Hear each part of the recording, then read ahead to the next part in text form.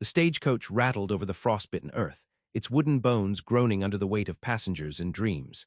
Mae Callahan sat near the rear, gloved hands folded tight in her lap, the tip of one boot tapping a silent rhythm against the floorboard. Her dress, pale lilac and worn threadbare at the hem, bore the creases of a long journey. A wide-brimmed hat cast shadows over her freckled face, hiding the sharp green of her eyes. She'd left Tennessee with a letter folded 10 times in her coat pocket, the ink fading where she'd read it again and again.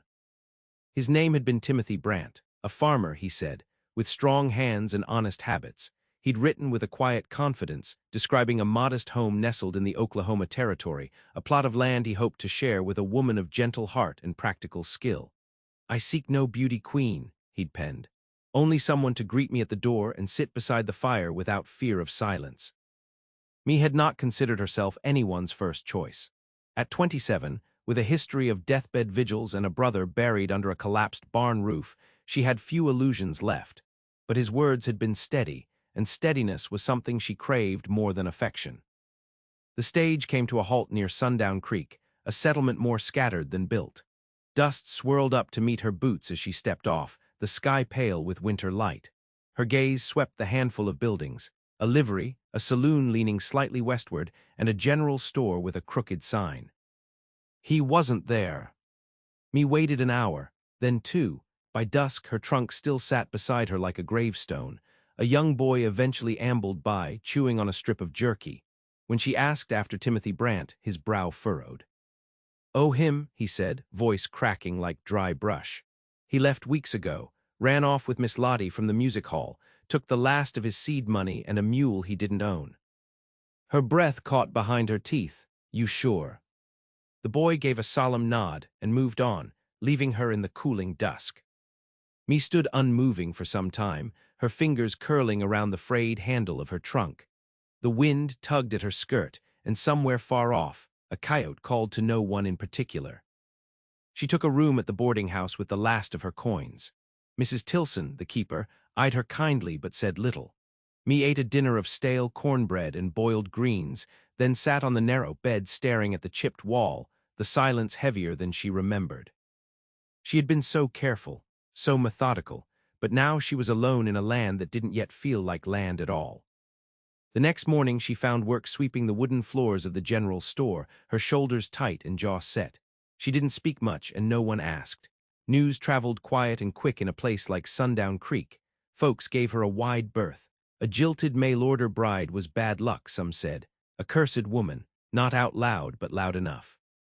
On the 5th evening, as the cold sunk in like a warning, Mae walked past the edge of the settlement, her breath a white ribbon in the air. She found herself beside the narrow stream that gave the town its name, kneeling to rinse the ache from her fingers. The water bit back, clear and merciless. That's when she heard the horse.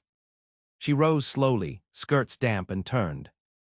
He sat atop a mottled gray Mustang, dressed in deerskin and silence. Long hair braided down his back, face painted in earth tones, unreadable in the twilight. A rifle hung across his back, untouched. He watched her like one watches a sudden gust, curious, cautious, but not unkind. Mae didn't move, neither did he.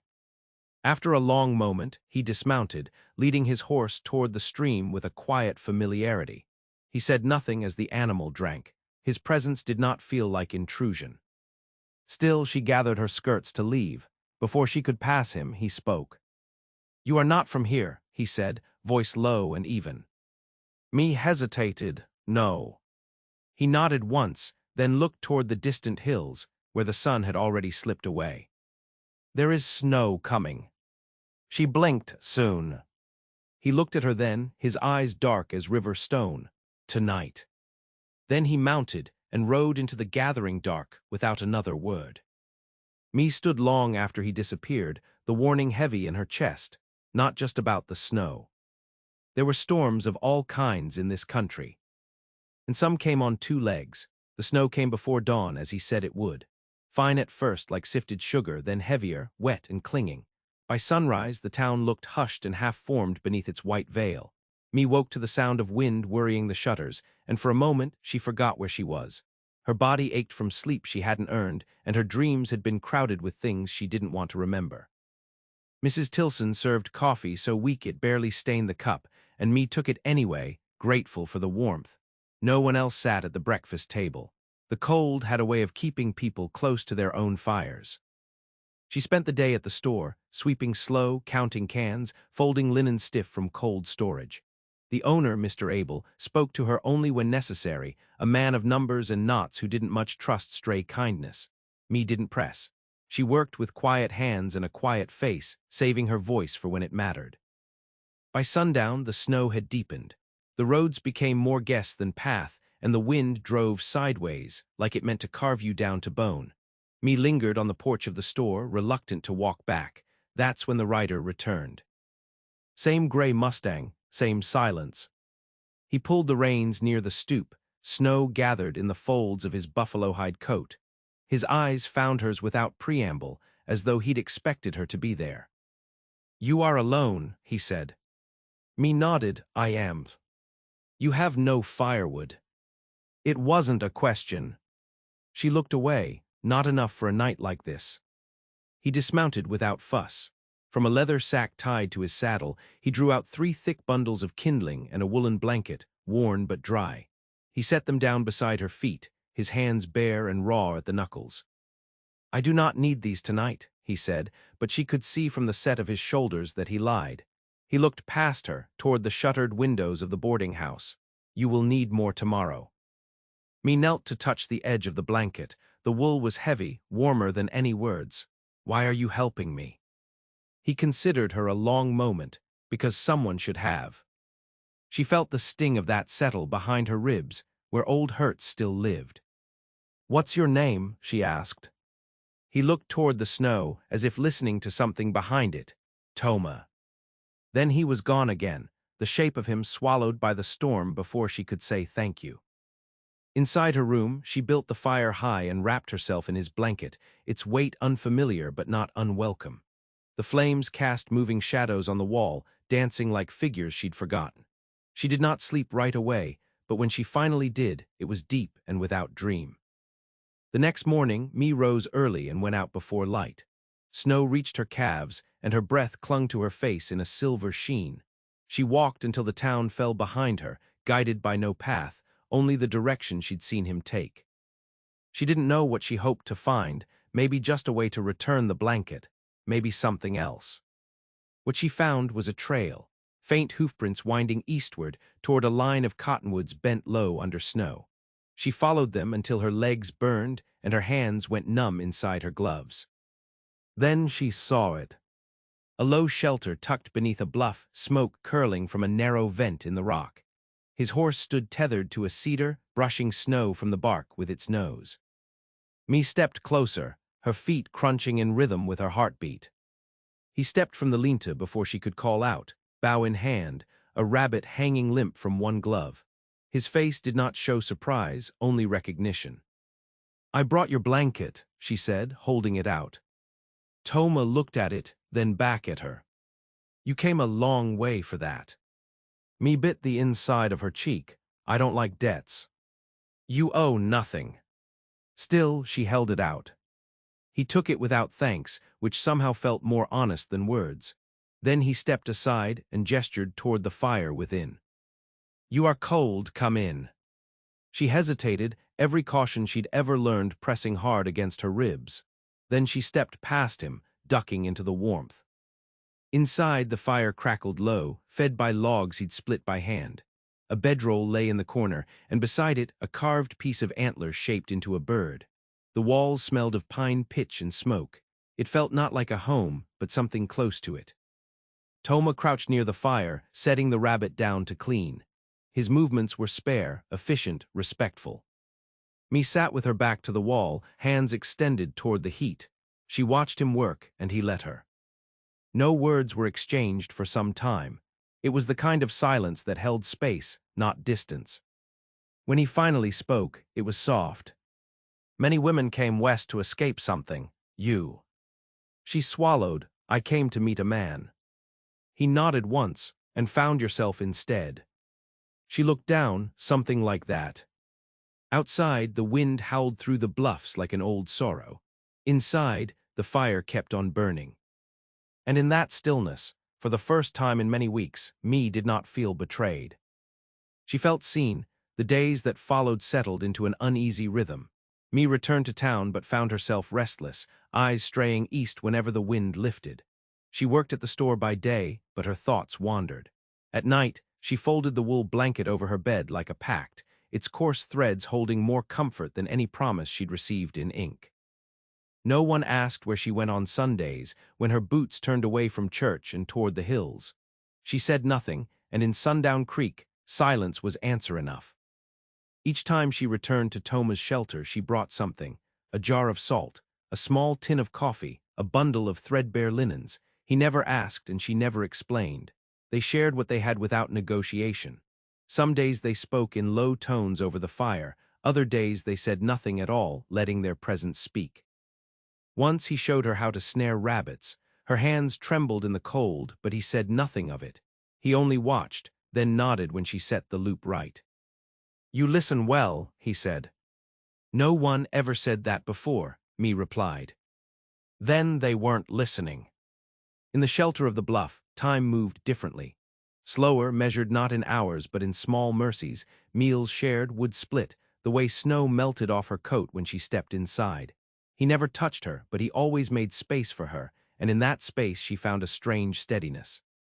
One morning, Toma brought out a pouch of seeds wrapped in buckskin and laid them before her like an offering. "For spring," he said. Mae touched the edge of the cloth. "You think I'll still be here then?" He met her eyes. "I hope so." It was not a proposal, not a promise, just a hope, and that she found was harder to refuse. Later that week, trouble came down from the northern ridge in the form of 3 men on horseback, wrapped in the stink of whiskey and cold steel. They came into town half frozen, half starved, and full of something darker than hunger.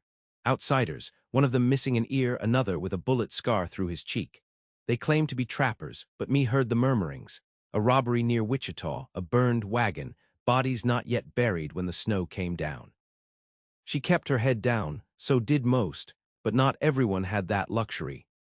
That night, as she passed the saloon on her way back to the boarding house, she saw the girl. No older than 16, arms bare in the cold, pushed against the post by one of the strangers. Her voice was a strangled whisper. The man's hand was hard around her wrist. Mae didn't think. She stepped forward and said the only thing that came to her. "She's needed at home." The man turned, his eyes yellow with drink. "Who says?" Mae stared him down, though her heart galloped. "Her mother's sick." He squinted. "You her sister or her whore?" She flinched but didn't step back. Then another voice cut the air. "She's neither." "Toma." He stood on the edge of the road, still as winter bark.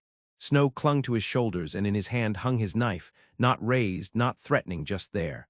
The man let go of the girl. She fled, skirts flying. The stranger scowled, but something in Toma's stillness gave him pause.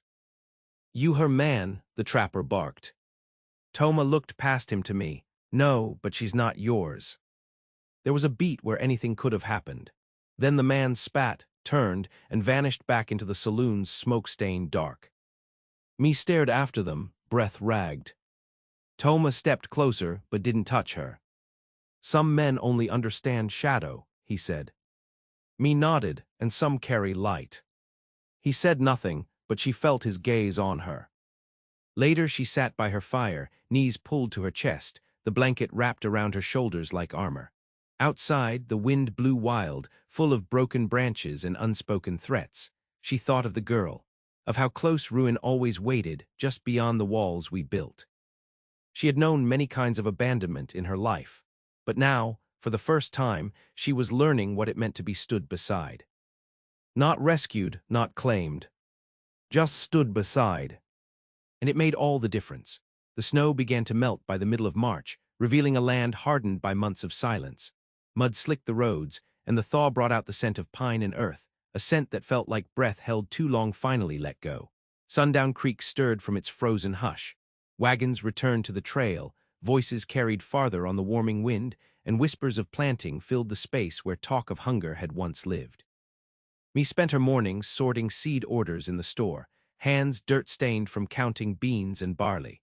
But her mind wandered beyond the shelves and barrels, toward the hills where the cottonwoods now dripped with meltwater. Toma had been gone 5 days. He left without farewell, only a stack of dried meat wrapped in cloth and a carved token shaped like a sparrow left beside the fire pit. She'd woken to find it. Her heart stilled, but she said nothing to anyone, not when the absence stretched into a week, nor when the last of the snow gave way to bare grass. She returned to the Linta once, found the fire cold and the tools untouched. The Mustang was gone. The silence this time felt different, emptier, as if it had nothing more to offer. Me didn't cry. Her tears were long since spent, back when the letter from Timothy had still meant something. But she moved more slowly through her days, ate less, spoke less. Then, just after dusk one Saturday, he came back. She was locking up the store when she saw him, walking through the center of town like he'd always belonged there, though everyone knew he hadn't. The saloon's porch went quiet, eyes turned. He ignored them. Me didn't speak until they were standing close, until she could see the smudge of travel on his clothes, the faint scratch across his cheekbone. "I thought you were gone." "I was," he said. "Where?" He took a breath. "To bury my brother." She hadn't known he had one. She hadn't thought to ask. Me stepped back just enough to give him space, her voice gentler. "I'm sorry." Toma nodded. He was all I had. She understood that kind of loss too well, said nothing more. He glanced toward the lean-to's direction. "I'll go now, just came to bring something." From his coat he pulled a bundle wrapped in deerskin. Inside lay a small, hand-stitched bag of seeds, corn, from the look of it, and a sprig of dried sage. "For your garden," he said. Me stared down at it, then up at him. "You think I'll stay?" He didn't answer. He didn't have to. That night she sat on her porch long after the lanterns went out, the bundle of seeds cradled in her lap. She traced each seam with her thumb, wondering about his hands, his past, the roads he had walked that made him both so still and so haunted. The next morning, she planted the corn. Behind the boarding house, the soil was stubborn, more rock than earth in places, but she worked it with bare hands and a borrowed spade. Each seed she placed in the ground felt like a decision made, a tether laid. Mrs. Tilson watched from the window, but didn't interfere. The older woman simply nodded when Me came back in, hair matted with sweat and streaks of dirt on her cheek. By April, Me had found a small cabin on the edge of town, abandoned after the last cattle sickness. She cleaned it herself, clearing nests from the rafters, scrubbing soot from the hearthstone. Toma helped only when asked. He did not presume, but he brought stones to edge the garden and a barrel for catching rain. They spoke little of feelings, but in the things they built, step by step, row by row, there was a conversation unfolding. One night after planting potatoes, they sat on her porch while the sky lit soft with stars. Me asked, "Did you ever want a family?" Toma leaned forward, elbows on his knees. "I wanted a place to belong." She looked at her dirt-caked boots, then at him. "Me too." A silence passed, thick but not heavy. Then he said, "Some people search for home, others build it." She nodded. "I've done both. I was wrong the first time." He turned his head. "You are not wrong now." A breeze moved through the cottonwoods, lifting the scent of sage from her porch rail. For the first time, she allowed herself to believe the seeds might bloom. The rains came late that spring, but when they did, they came hard, sheets of water that carved gullies in the road and filled the sky with the smell of wet ash and soil. Me stood at her cabin door, watching the garden bend under the weight of it, and said a quiet prayer, not the kind with words, but the kind that lived in the bones, in the palms of her hands that had learned patience. Toma arrived at dusk, soaked to the skin, leading the Mustang with a bundle of cedar slung across its back. He said nothing at first, only nodded and set the wood by the shed, then came to the door like he'd done it 100 times before. Me stepped aside without asking. She had soup warming on the stove and the fire already lit. He peeled off his wet coat and laid it near the hearth. She handed him a towel and turned back to the pot. When he sat at her table, it felt like the final stone in a circle long in the making. The cabin was small, just a single room, but it held their silences well.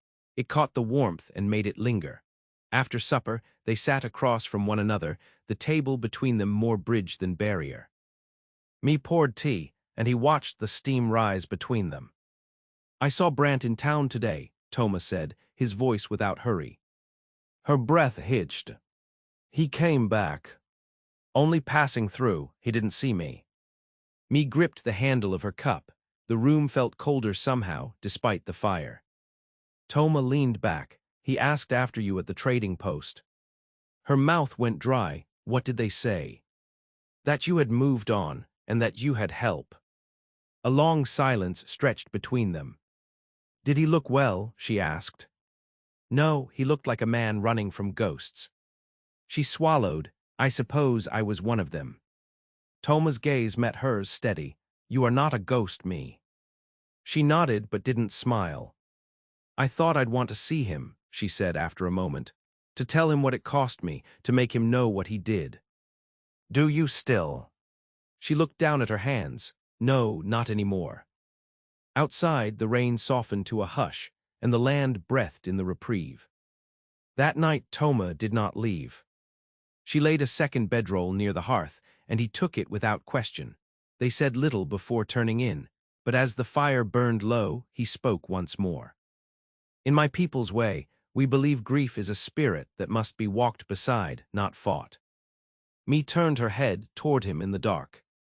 "And once it has walked its course, then it becomes part of you, like bone."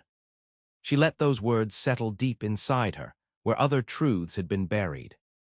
Weeks passed, the corn began to sprout.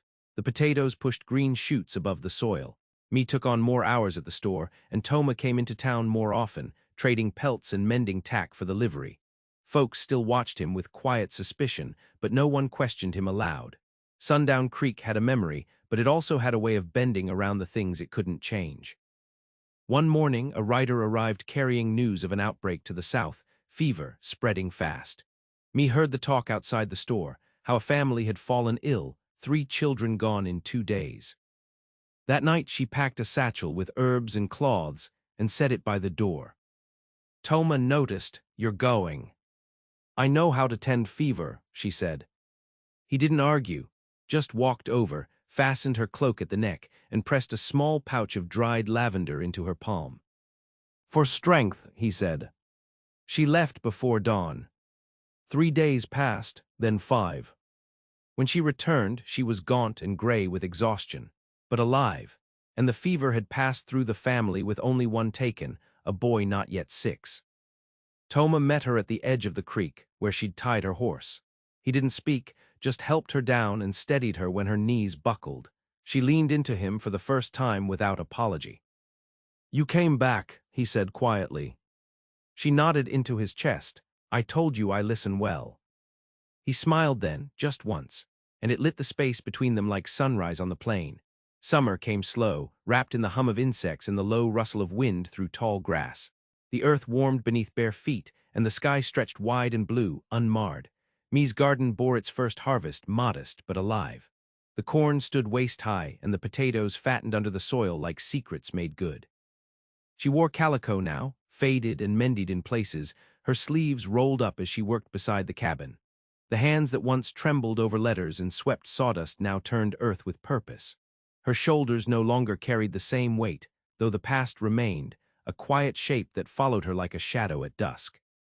Toma spent more time near the cabin. He came in the early hours to split wood, to check snares, to leave small gifts.